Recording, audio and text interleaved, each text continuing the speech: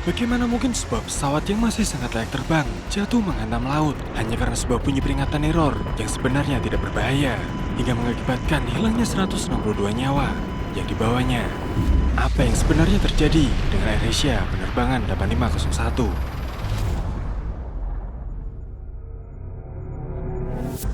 Pada 28 Desember 2014 pukul 05.35 waktu Indonesia Barat, sebuah pesawat Airbus A320 yang dioperasikan oleh AirAsia dengan nomor penerbangan QZ8501 lepas landas dari Bandara Internasional Juanda Surabaya menuju Bandara Changi, Singapura.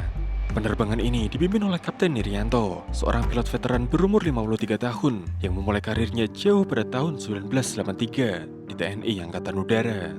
Kapten Irianto memiliki total 20.537 jam terbang. Hampir seperempatnya didapatkan saat menerbangkan pesawat Airbus A320 dan ia bergabung dengan AirAsia pada tahun 2008. Duduk di sebelah kanan kapten adalah kopilot berkebangsaan Prancis bernama Remy Manuel Pessel berumur 46 tahun. Karirnya sebagai pilot dimulai pada tahun 2012 saat ia bergabung dengan maskapai pertamanya, AirAsia. Kopilot memiliki total 2.247 jam terbang dan hampir semuanya didapatkan saat menerbangkan Airbus A320. Dalam penerbangan ini, Kapten Irianto bertugas sebagai pilot monitor atau pilot yang memantau sistem dan komunikasi. Sementara kopilot Emmanuel bertugas sebagai pilot flying, yaitu pilot yang mengendalikan pesawat. Penerbangan 8501 membawa 155 penumpang, 5 awak, dan 2 pilot.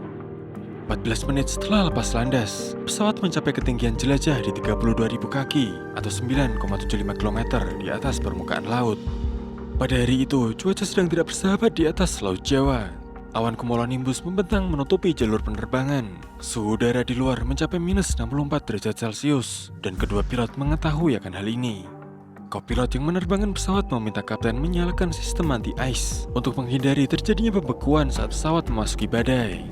Sementara di balik pintu kokpit, pramugari memberikan pengumuman kepada penumpang untuk kembali ke kursinya masing-masing dan mengenakan sabuk pengaman karena ada kemungkinan akan terjadi turbulensi.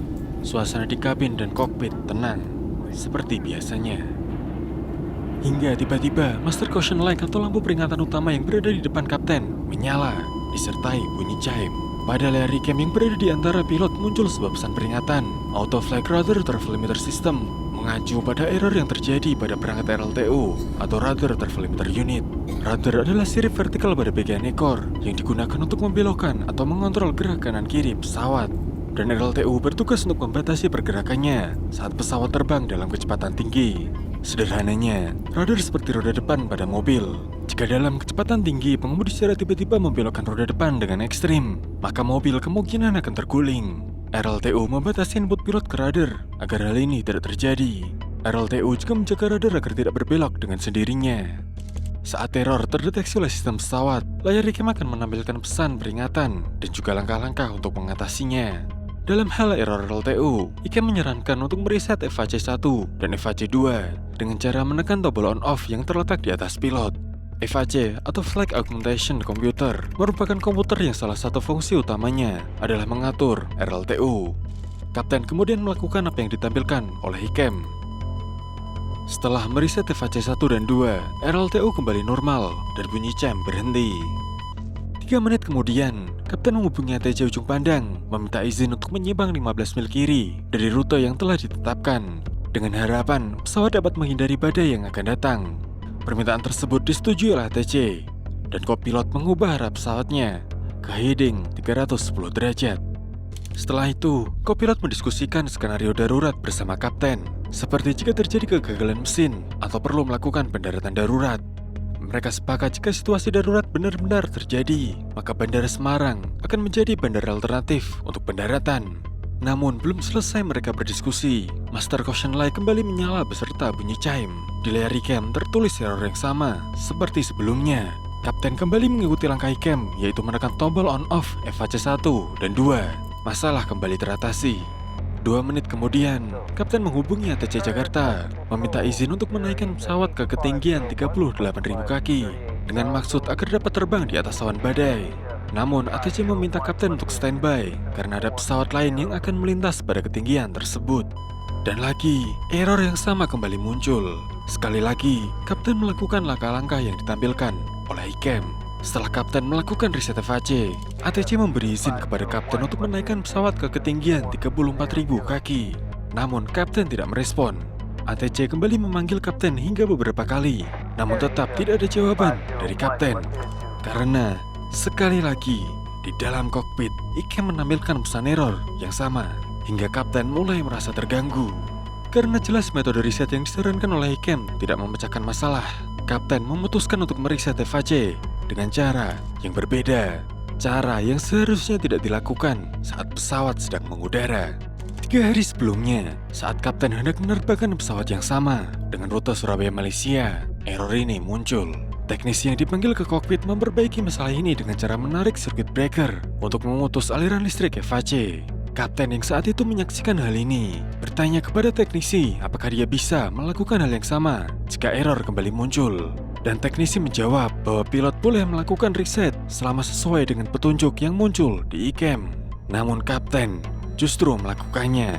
Melakukan apa yang teknisi lakukan saat pesawat berada di darat. Kapten menarik circuit breaker FAC-1 di atas kopilot dan circuit breaker FAC-2 di belakang kopilot. Pesawat tiba-tiba roll ke kiri dengan sendirinya. Kopilot yang mengendalikan pesawat tidak menyadari hal ini. Hanya dalam 9 detik saat sudut bank pesawat mencapai 54 derajat kiri, barulah Kapten yang berada di belakang kopilot menyadari dan berucap, "Ya Tuhan." Mendengar sang Kapten, kopilot kemudian mengoreksi sudut pesawat dengan menggerakkan tuas kendalinya hingga mentok ke kanan, juga menariknya ke belakang.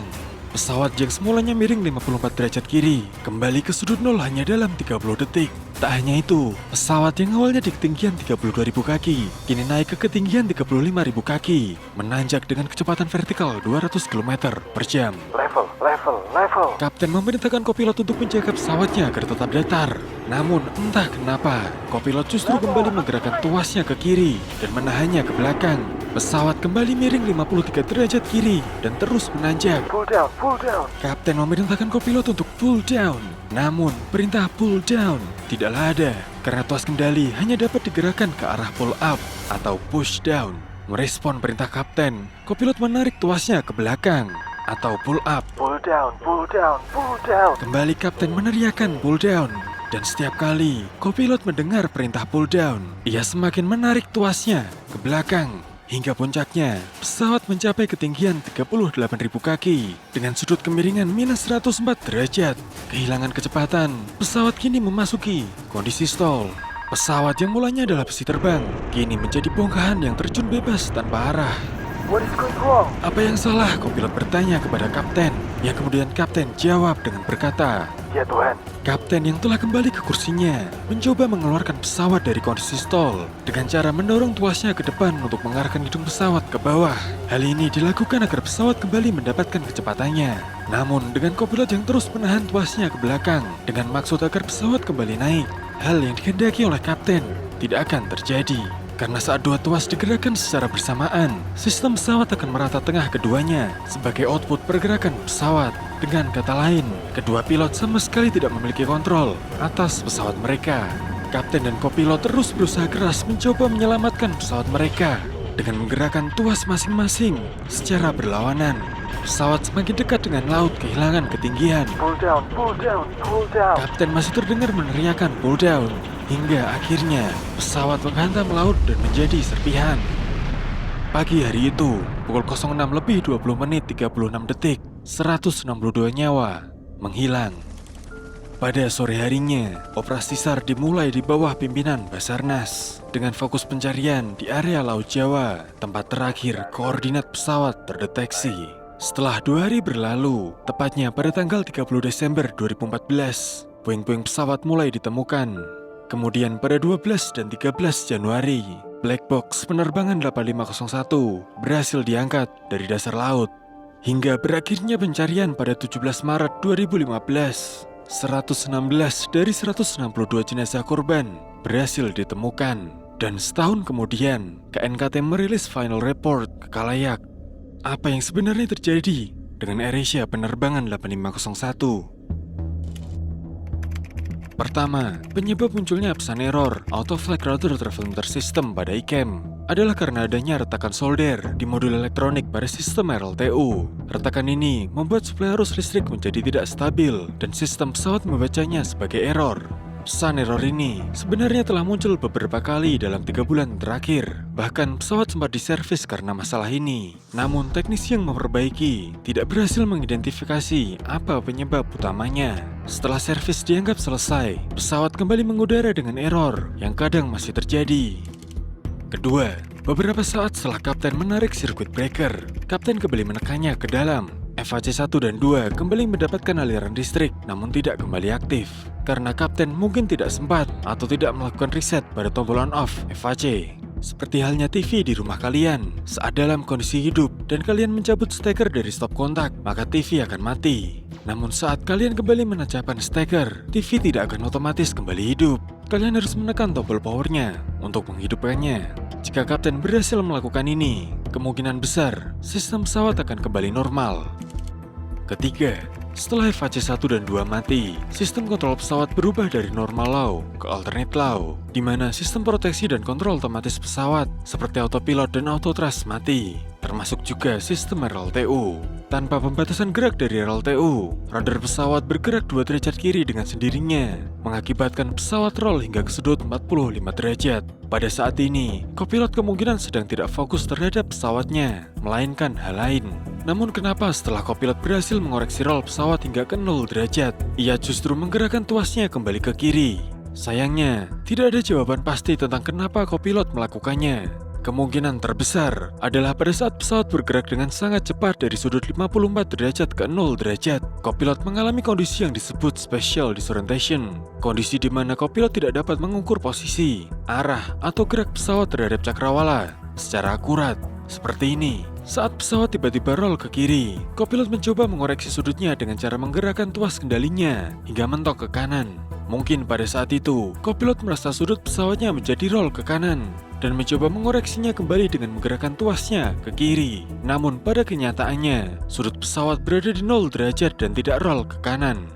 Keempat, saat pesawat mengalami stall, kenapa kapten tidak mengambil alih kontrol pesawat? Pada pesawat Airbus, tuas kendali masing-masing pilot tidak tersambung secara mekanikal, seperti pada tuas kendali di pesawat Boeing. Untuk mengambil alih tuas sepenuhnya pada pesawat Airbus, kapten mempunyai 2 pilihan utama. Antara mengucapkan perintah I have control, cara yang sepertinya tidak efektif pada situasi ini, atau dengan menekan tombol takeover button yang terletak di tuas kendali untuk menonaktifkan tuas kopilot. Kapten sebenarnya memang menekan tombol ini hingga sebanyak 2 kali, namun ia hanya menekannya selama 2 dan 5 detik. Sayangnya, untuk mengaktifkan tombol ini, kapten harus menekan dan menahan tombolnya selama 40 detik. Jika kapten berhasil melakukan hal ini, kemungkinan besar pesawat dapat terselamatkan karena input tuas sang kapten adalah benar, yaitu mendorongnya ke depan agar pesawat menukik dan kembali mendapatkan kecepatan. Terakhir, dari awal kapten mencabut sirkuit breaker hingga sebelum pesawat jatuh, penerbangan 8501 mengalami kondisi yang disebut upset, kondisi di mana pesawat melewati ambang batas normalnya, seperti saat stall atau kesalahan input yang dilakukan oleh kopilot. Dan dari mulai tahun 2010, pilot di berbagai negara sudah mendapatkan pelatihan untuk menangani kondisi upset atau upset recovery. Lantas, kenapa kedua pilot ini tidak dapat mengeluarkan pesawat dari kondisi upset? Jawabannya adalah, Airbus tidak mewajibkan pilot untuk melakukan pelatihan upset recovery untuk menerbangkan pesawat buatannya. Dalam buku manual penerbangan pesawat Airbus, tertulis sebuah kalimat yang berbunyi, efektivitas arsitektur fly-by-wire dan keberadaan control loss menghilangkan kebutuhan untuk pelatihan manuver pemulihan upset pada pesawat Airbus yang terproteksi. Dengan kata lain, pesawat Airbus tidak akan mengalami kondisi upset karena sistemnya yang sudah sangat canggih. Maka dari itu, pilot tidak perlu melakukan pelatihan upset recovery. Setelah tragedi ini, baru Airbus mewajibkan pilot yang menerbangkan pesawatnya untuk mendapatkan pelatihan upset recovery. Hal yang paling mengejutkan dari tragedi ini adalah setelah kapten mencabut sirkuit breaker dan FHC mati, pesawat sebenarnya dalam kondisi yang masih sangat bisa diterbangkan secara manual. Bahkan jika diperlukan, kapten dapat menerbangkan pesawat ini hingga ke bandara tujuan. Tapi sayangnya, kenyataan berkata lain. Semua jiwa yang berada di dalam pesawat itu telah pergi. Namun, kepergian mereka tidak akan sia-sia. Apa yang mereka alami akan menjadi pembelajaran berharga yang kelak dapat menyelamatkan banyak nyawa di masa yang akan datang. Dan pernahkah kalian bertanya, kenapa pada pesawat komersil tidak dilengkapi dengan parasut? Jika kita mengambil contoh dari kecelakaan ini, jarak antara kapten menarik sirkuit breaker hingga pesawat jatuh hanyalah 3 menit. Apa yang kalian bisa lakukan dalam 3 menit di dalam pesawat yang sedang sangat kacau? Tapi, jika skenarionya berbeda dan kita punya lebih banyak waktu, akankah parasut menjadi alat efektif untuk menyelamatkan diri? Jangan lupa like dan subscribe agar kalian tidak ketinggalan di video berikutnya. Sampai jumpa.